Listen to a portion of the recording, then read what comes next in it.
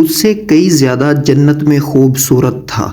مور کی خوبصورتی پہ سبھی پرندے فدا تھے، لیکن ان سب خوبیوں کے باوجود مور سے ایسی کون سی خطا ہو گئی تھی جس سے اللہ تبارک و تعالیٰ نے مور کو جنت سے نکال دیا۔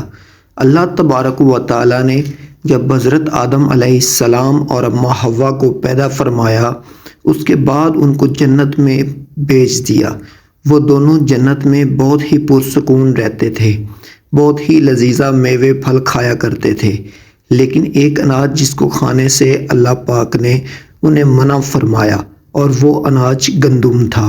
علیہ السلام کی وجہ سے ہی جنت سے نکالا جا چکا تھا، اسی وجہ سے شیطان کی حضرت آدم علیہ السلام سے دشمنی ہو گئی تھی۔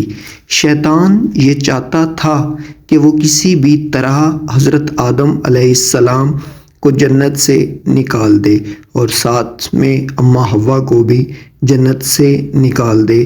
جب شیطان کو یہ خبر ہوئی کہ حضرت آدم علیہ السلام کو تمام میوے کھانے کی اجازت ہے لیکن گندم کھانے کی اجازت نہیں ہے، تو شیطان انتقام کی آگ میں دل میں لیے جنت کے دروازے کے پاس بیٹھ گیا اور 300 سال تک وہاں پر بیٹھا رہا کہ کوئی جنت کے دروازے سے باہر آئے اور شیطان اس سے بات کر سکے۔ سے باہر آ گیا، شیطان اس کو دیکھتے ہی بہت خوش ہو گیا۔ شیطان نے پوچھا، اے خوبصورت پرندے، تم کون ہو؟ مور بولا، میں مور ہوں، اب تم اپنا تعارف کرواؤ۔ شیطان نے جواب دیا کہ میں عالم قریبیہ کا ایک فرشتہ ہوں، میں اللہ پاک کی عبادت سے ایک پل بھی غافل نہیں ہوں، میں جاؤں وہاں کی نعمتوں کا اپنی آنکھوں سے مشاہدہ کروں۔ شیطان مور سے کہنے لگا کہ تم مجھے جنت کے اندر لے جاؤ، میں تمہیں 3 ایسی باتیں بتاؤں گا جس سے تمہیں ابدی زندگی حاصل ہو جائے گی، تمہیں بڑھاپا اور بیماری نہیں آئے گی، تم ہمیشہ جنت میں ہی رہو گے۔ شیطان کی یہ باتیں سن کر لالچ میں آ کر مور نے کہا کہ مجھ میں تو اتنی طاقت نہیں ہے کہ میں تمہیں جنت کے اندر لے جاؤں، لیکن ایک سانپ میرا دوست ہے، وہ شاید تمہاری مدد کر سکے۔ یہ کہہ کر مور سانپ کے پاس آیا، اس کو ساری بات بتائی۔ سانپ بھی شیطان کی باتوں سے بہت خوش ہو گیا، پھر شیطان کو اپنے منہ میں چھپا کے جنت میں داخل ہو گیا، اور یوں شیطان اپنی چال میں کامیاب ہو گیا۔ جنت کے تمام نگہبانوں کو یہ معلوم تھا کہ شیطان یہ چال چل رہا ہے اور جنت میں داخل ہو چکا ہے۔ فرشتے شیطان کو جنت سے نکالنے لگے، تب ہی اللہ پاک کا حکم ہوا کہ اس کو ابھی تک جنت میں ہی رہنے دیا جائے۔ وہ فرشتے اللہ تبارک و تعالیٰ کے حکم سے رک گئے۔ شاید یہ حضرت آدم علیہ السلام کا امتحان تھا۔ شیطان حضرت آدم علیہ السلام کے پاس اور اماں حوا کے پاس جا کر اپنی محبت کا اظہار کرنے لگا، پہچان نہ سکے کیونکہ ماضی کے مقابلے میں شیطان کی شکل تبدیل ہو چکی تھی۔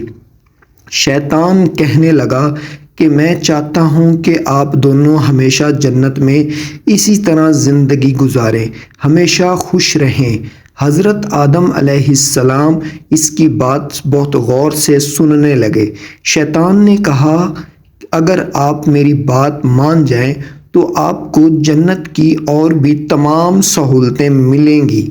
شیطان کے بہکاوے میں آ کر کہنے لگے کہ یہ کس طرح ممکن ہے؟ شیطان کہنے لگا، ایک گندم کا دانہ اگر آپ دونوں چکھ لیں تو آپ کو ابدی حیات حاصل ہو جائے گی اور آپ جنت میں ہی رہیں گے۔ یہ بات سن کر حضرت آدم علیہ السلام کے دل میں رجحان پیدا ہوا، لیکن ان کے دل میں اللہ کی نافرمانی کا خوف غالب آ گیا، جبکہ اماں حوا شیطان کی باتوں میں آ گئیں، جس پر اماں حوا نے حضرت آدم علیہ السلام کو راضی کر لیا پھر اس کے بعد ان دونوں نے اس گندم کے دانے کو چکھ لیا۔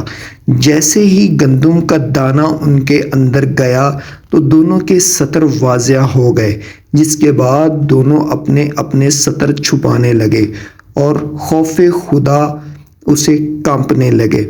اسی دوران اللہ تبارک و تعالیٰ نے فرشتوں کو یہ حکم دیا کہ حضرت آدم علیہ السلام اور اماں حوا دونوں کو زمین پر اتار دو۔ حضرت آدم علیہ السلام کو سری لنکا کے قریب نیچے زمین پہ بھیج دیا، جبکہ اماں حوا کو جدہ کی سرزمین پر اتارا گیا۔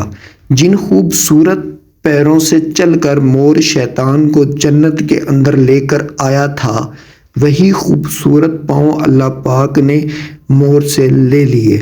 سانپ جو اپنے منہ میں شیطان کو چھپا کر لایا تھا، اس کے منہ کی خوبصورت خوشبو کو چھین کر اس میں زہر ڈال دیا گیا۔